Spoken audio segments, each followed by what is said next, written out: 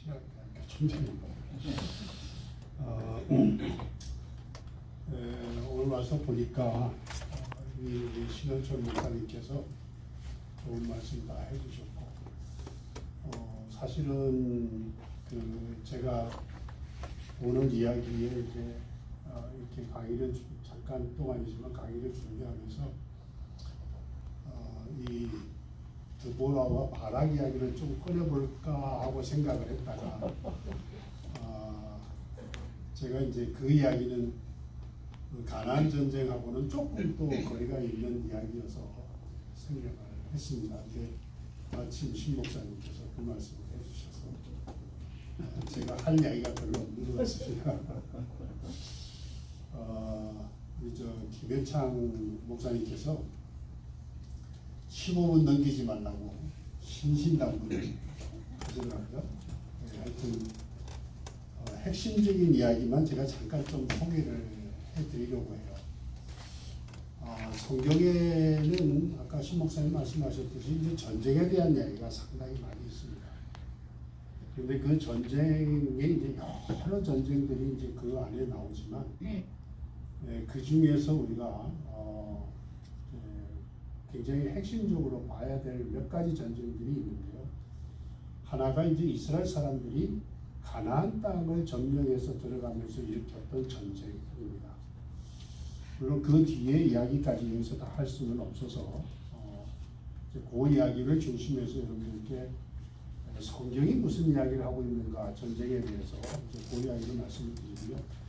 뒤에 이제 발제하시는 두 분은 보다 현실적인 문제를 발제하시는 것 같아요. 근데 저는 현실적인 이야기라기보다는 물론 그것도 현실과 전혀 관계가 없다라고 말씀드리는 건 아니지만 성경이 무슨 이야기를 하나, 하나님의 말씀이 우리에게 무슨 이야기를 하고 있고 그 전쟁을 통해서 우리한테 무슨 이야기를 하고 싶어 하시는가, 그 이야기를 좀 드리려고 하는 거예요. 가나안 전쟁의 배경은요, 그냥 이스라엘 사람들이 내가 그 땅 가지고 싶다 그래서 전쟁을 하게 된 게 아니에요. 하나님께서 아브라함을 갈대아 우르에서 부르시고 이제 그 우르에서 살다가 아버지 데라를 따라서 하란으로 올라가서 거기서 다시 정착을 했습니다. 그리고는 하나님이 아브라함을 하란에서 다시 불러내 가지고 내가 내게 지시할 땅으로 가라 하고 이제 이야기를 하시죠. 그것이 창세기 12장 1절에서 3절에 나오는 유명한 구절입니다. 너의 친척 본토 아비집을 떠나라고 나오는 본문이잖아요. 그런데 이제 아브라함이 그곳을 떠나면서 하나님께서 약속하신 것 중에 아주 유명한 약속 두 가지가 있습니다. 그게 뭐냐면 하나의 약속은 내가 내 후손을 하늘의 별처럼 바닷가의 모래알처럼 많게 해주겠다 하는 약속이 하나 있고요. 그리고 내가 이 땅에 정착을 했는데 이 땅을 내가 너와 내 후손에게 주겠다라고 하시는 약속이에요. 그러니까 가나안 땅을 하나님이 이미 아브라함에게 그리고 그 후손들에게 주겠다고 한 약속에서부터 시작을 하는 거죠. 그런데 하나님께서 그냥 주겠다고 하셔서 주시면 되는데 왜 꼭 그렇게 사람을 죽이는 전쟁까지 일으키셨을까? 이제 이런 생각을 우리가 하게 되잖아요. 전쟁은 우리가 원하는 건 아니잖아요. 어쩔 수 없이 할 수는 있겠지만 전쟁을 원하는 건 아닌데 하나님께서는 그런데 그 이유 중에 하나를 우리한테 이제 가르쳐 주는 것이 뭐냐면 가나안 사람들이 죄악이 너무 커서 그들의 악한 행동이 너무 커서 하나님께서 그들을 쫓아내시고 이스라엘 백성을 그 땅에 앉혀주시겠다고 하는 약속이에요. 그 구절은 굉장히 이제 여러 군데 나옵니다만은 하나님의 약속과 함께 나온 구절이 하나가 있어서 제가 그거를 그냥 잠깐 읽어 드릴게요. 창세기 15장 13절부터 16절까지 말씀입니다. 여호와께서 아브라함에게 이르시되 너는 반드시 알라 내 자손이 이방에서 객이 되어 그들을 섬기겠고 그들은 400년 동안 내 자손을 괴롭히리니 그들이 섬기는 나라를 내가 징벌할지며 그 후에 내 자손이 큰 재물을 이끌고 나오리라. 너는 장수하다가 평안히 조상에게로 돌아가 장사될 것이요 내 자손은 4대 만에 이 땅으로 돌아오리니 이는 아모리 족속의 죄악이 아직 가득 차지 아니함이니라 하시더니 쉽게 말해서 가나안 족속의 이제 대표적인 족속 중에 하나가 아모리 족속인데요. 이 아모리 족속에서 족속들의 죄악이 아직도 극에 달하지 않아서 이스라엘 백성이 그 땅을 차지할 때가 안 됐다라고 말씀하시는 거죠. 그러니까 그들이 죄를 짓고 지금 하나님이 미워하시는 죄가 있어서 그들이 멸망할 수밖에 없는 상황이 돼 가는데 아직은 때가 아니다라고 말씀하시죠. 우리 잘 아시는 이야기 중에 소돔과 고모라 성이 그렇잖아요. 하나님 앞에 죄가 아주 극에 달하니까 하늘에서 유황불이 내려가서 그들을 태워서 도시를 멸망시키고 사람을 죽인 사건을 우리가 기억합니다. 어쨌든 가나안 사람들의 죄악이 너무너무 극에 달해서 그 죄악으로 인해서 하나님께서 그 땅을 이스라엘 백성들에게 주시려고 그 땅에 본래 살았던 원주민들이죠. 본토 사람들을 내보내시겠다. 이제 그런 이야기가 됩니다. 그래서 이제 결국은 뭐냐면 가나안 전쟁에 일어나게 되는 이유가 바로 여기서부터 출발하는 거죠. 자, 그 다음에 이거에 대해서 성경이 또 뭐라고 표현하냐면 그 땅에 사는 사람들의 죄가 극에 달하면 그 땅이 그들을 토해낸다라는 표현을 써요. 레위기 같은 데 보면 나옵니다. 우리가 시간이 많이 없어서 제가 본문을 읽진 않겠습니다. 거기에 제가 그걸 기록을 했으니까 한번 나중에 집에 가셔서 찾아보시면 좋겠고요. 땅의 주민을 땅이 토해내버리는, 그래서 그 땅의 주민들이 거기서 더 이상 살 수가 없는 그런 상황에 이르게 되는 것을 지금 성경이 표현해 주고 있는 거죠. 이런 이유들 때문에 가나안 전쟁이 이제 시작이 되는, 일어날 수밖에 없는 상황이 됐다라는 걸 우리한테 말씀하시는 거고요. 그 다음에 가나안 전쟁의 원리를 성경이 이야기를 한 게 있습니다. 그 원리는 뭐냐면, 첫 번째 원리는 이스라엘은 하나님이 약속한 것에 대해서 확신을 갖고 그 말씀에 따라서 순종해야 된다라는 거죠. 하나님의 약속은 말씀드렸잖아요. 자손을 많게 해주겠다. 그 다음에 이 땅을 주겠다는 이 두 가지 약속이고요.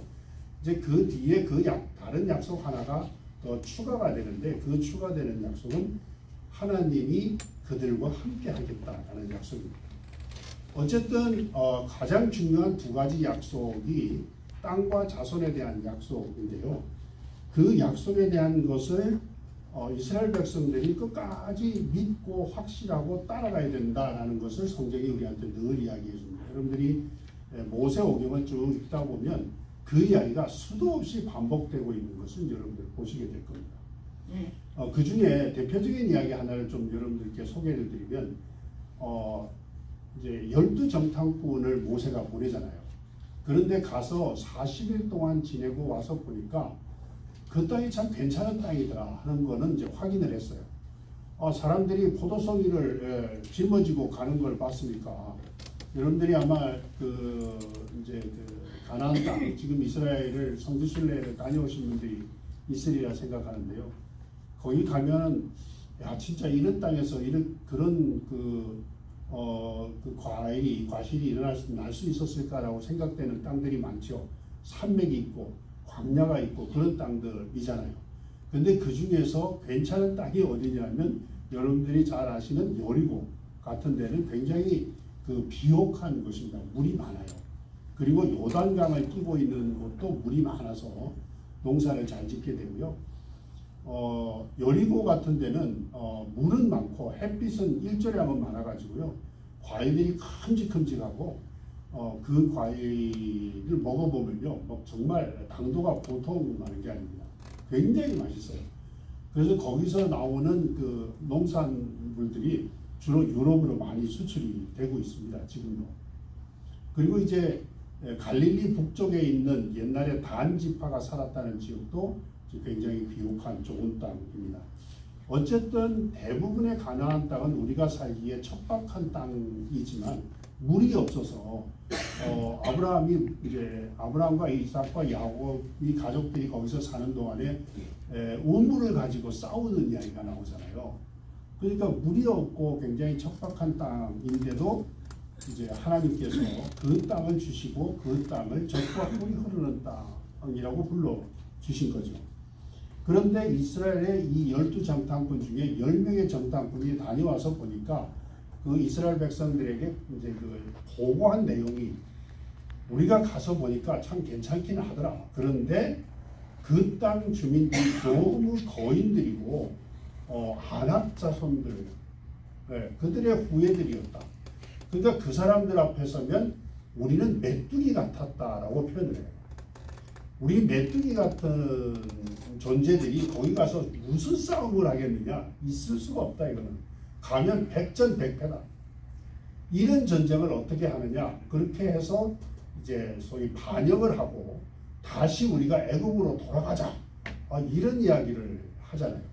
하나님께서 오죽하면 뭐라 그러냐면 내가 이 백성 싹 쓸어버리고 모세 너를 통해서 새로운 민족을 만들어서 너를 통해서 하나님의 백성들을 만들고 가나안 땅으로 들어가게 하겠다.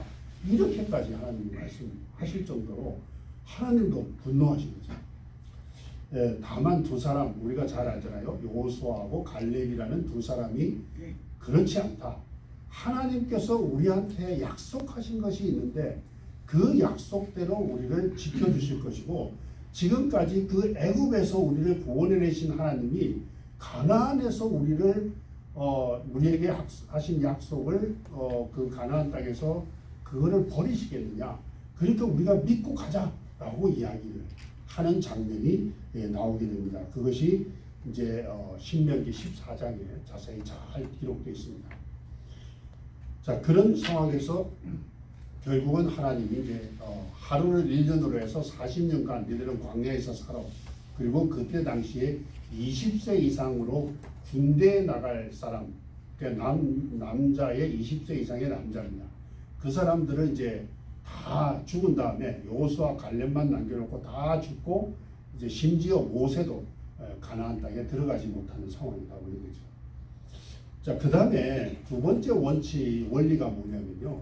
전쟁을 하러 가는데 땅을 두 가지로 하나님께서 구분을 하셨어요. 하나는 뭐냐면 가나안 땅 외에 다른 지역과 이제 충돌이 일어나서 문제가 생기거나 그 땅을 차지하게 될 때 먼저 이스라엘의 군대는 가서 화친을 요청을 해라.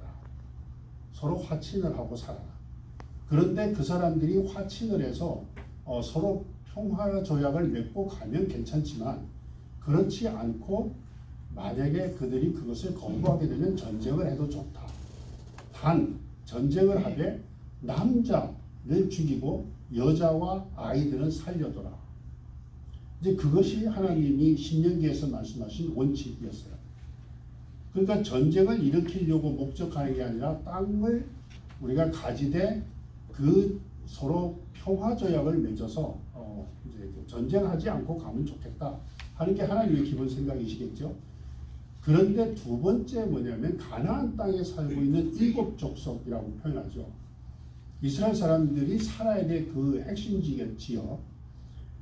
그래서 그 지역에 있는 가나안 사람들은 다 남기지 말고 죽여라. 그래서 이제 진멸이라는 표현이 나옵니다. 하나도 남기지 말고 남자와 여자와 아이까지 가축까지도 죽여라. 이렇게까지 이제 나오게 되는데요. 그래서 이제 이 전쟁을 이 전쟁이 바로 이제 가나안 전쟁이 되는 겁니다. 단 하나가 하나님께서 보호하라고 한 게 있었습니다. 그게 뭐냐면 들의 수목은 잘라 버리지 말아라.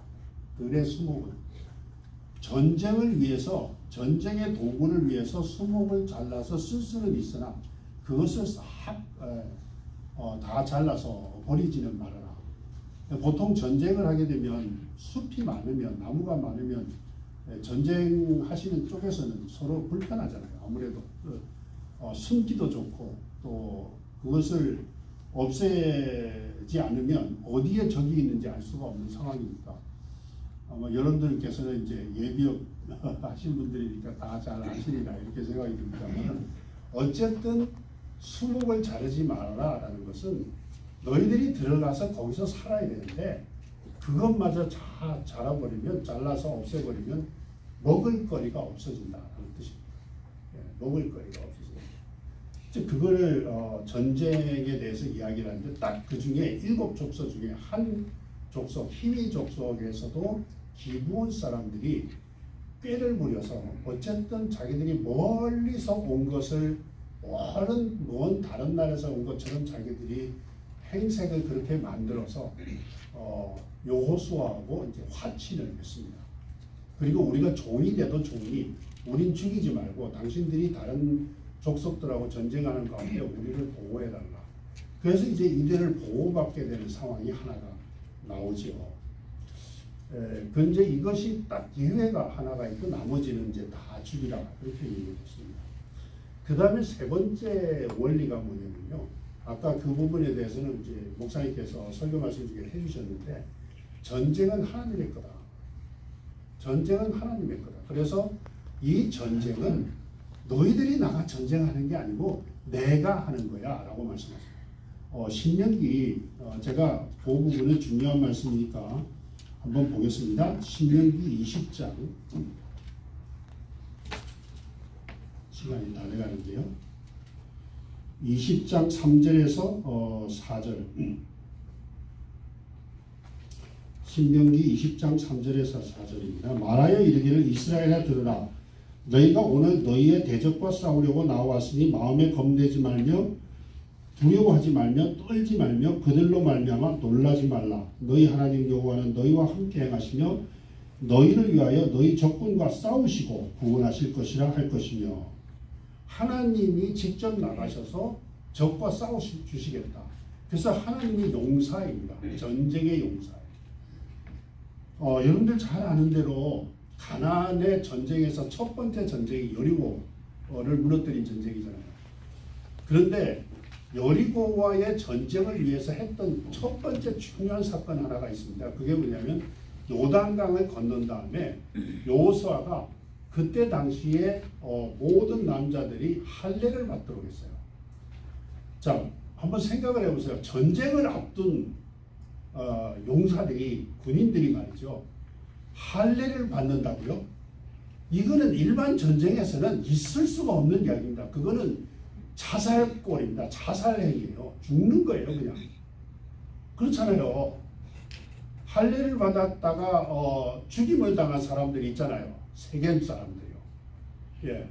세겜 사람들이 할례를 받으면 너희들과 같이 서로 결혼하고 살겠다라고 야곱이 이제 이야기하고 그 야곱의 아들들이 그 이야기 하니까 그 당시에 세겜의 추장이 이제 그 말을 듣고 자기 아들이 야곱의 딸이었던 디나를 겁탈을 하고 했던 사건 여러분들이 기억하시죠? 그것 때문에 그들이 다 남자들이 몰살당하고 했던 사건들을 우리가 성경에서 봅니다. 그런데 이스라엘 사람들이 할례를 받았어요. 자, 생각을 해보세요. 여리고 사람들이 이스라엘이 건너온다는 이야기를 다 듣고 있었습니다. 여기 성경에 보면요. 그들도 이스라엘이 그들에게 오고 있다는 걸 듣고 있어가지고 정탐꾼들이 오는 것을 다 방어하고 했던 상황들을 성경에서 말하고 있거든요.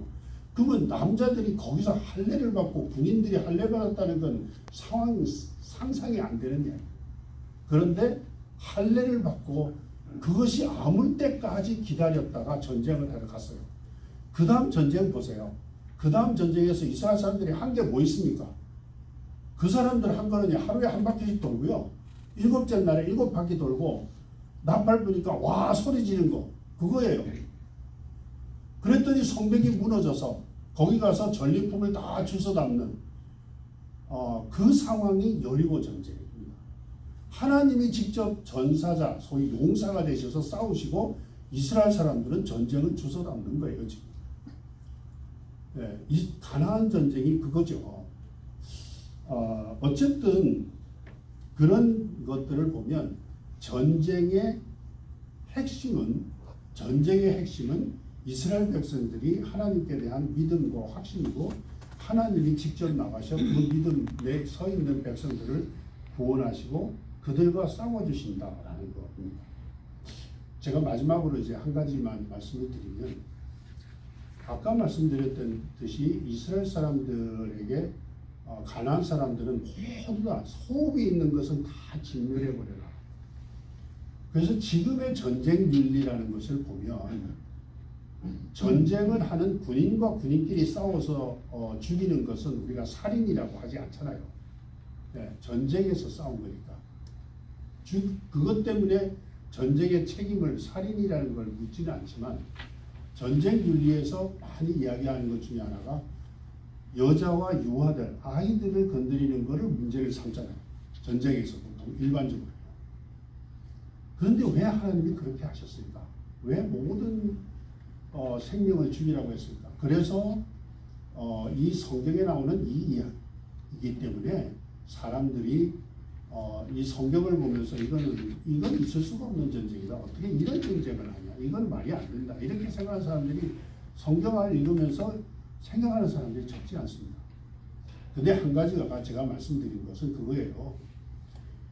이스라엘 사람들이든 가나안 사람들이든 하나님 앞에 극한 범죄를 했을 경우에 악한 행동이 쌓이고 쌓여서 그 땅이 그 주민들을 토해내는 상황까지 오게 되면 그것은 가나안 사람에게만 적용되는 게 아니고 그 땅에 살았던 이스라엘 사람들, 구약 사람들도 같이 적용되는 이야기라는 것을 성경은 우리한테 알려줍니다. 그래서 여러분들이 마지막에 이스라엘 사람들이 바벨론에서 멸망당했던 사건은요, 엄청난 사건이었습니다. 얼마나 많은 사람이 죽었는지 몰라요.